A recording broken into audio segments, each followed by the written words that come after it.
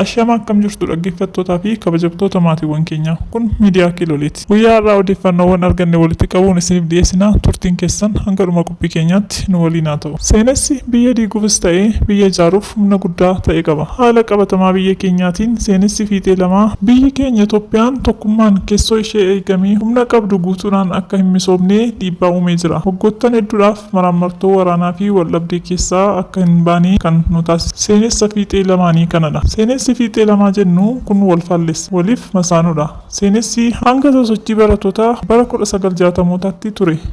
Seenessi hanga sosochii barattoota bara 1960mootaatti ture seenessa tokkummaa garmaleessaati. Seenessi kun tokkummaa biyyaalessaa eenyummaa tokkoon ijaaruu irratti kan bu'uureffate yommuu ta'u, daneessummaadhaaf bakka kan hin qabne ture. Waan ta'eefis tokkummaa biyyaalessaa eeguu caalaa gaaffii eenyummaa fi daneessummaadhaaf daandii saaqe. Seenessi warraaqsa 60mootaan booda immoo gaaffii eenyummaa daneessummaa bu'uura godhatee kan ka'e yommuu ta'u, seenessa garaagarummaa garmaleessa ture. Seenessi garaagarummaa garmaleessaa kun meeshaa guddaa gaaffii eenyummaa deebisuuf sonaa'ee ta'ee kan dhufe yommuu ta'e hariiroo uummattoota Itoophiyaa ilaalchisee uummattoota garaagarummaa malee tokkummaa hin qabne walitti dhufuurraa darbee wal hidhaminsa seenaa, duudhaa fi safuu hin qabne, seenaa wal waraansaa malee waliin waraanuu hin qabne taasisee ilaala. Haala kanaanis seenessonni waliif masaanuu kun hanga har'aatti qormaata tokkummaa nageenyaa fi walooma uummattoota Itoophiyaa ta'anii jiru. Seenessonni kun lamaanuu Itoophiyaadhaafis ta'ee uummattoota Itoophiyaaf gufuu hamaadha. Seenessi tarkaanfataan tokkummaa keessoo keenyaatiif wabii ta'uu tokkummaa sabdaneessa. Tokkummaan sabdaneessi sabdaneessummaa akka carraa fi madda miidhaginaatti ilaala. Sabdaneessummaan sodaa gargar bahinsaa hin ta'u